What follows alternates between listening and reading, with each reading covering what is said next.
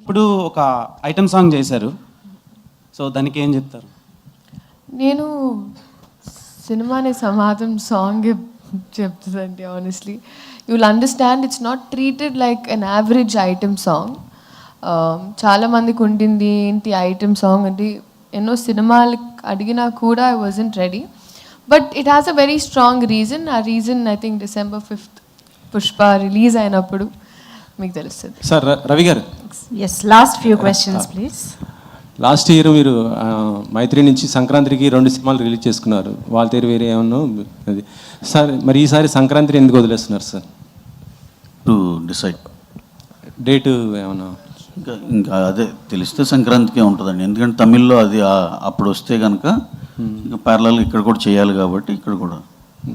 మొన్న చెన్నైలో చిన్న దేవిశ్రీ గారు అలా కామెంట్ చేయడం ఏమనుకుంటారు సార్? రాబిన్ ఇక్కడ వెనకాల దట్స్ ఓకే.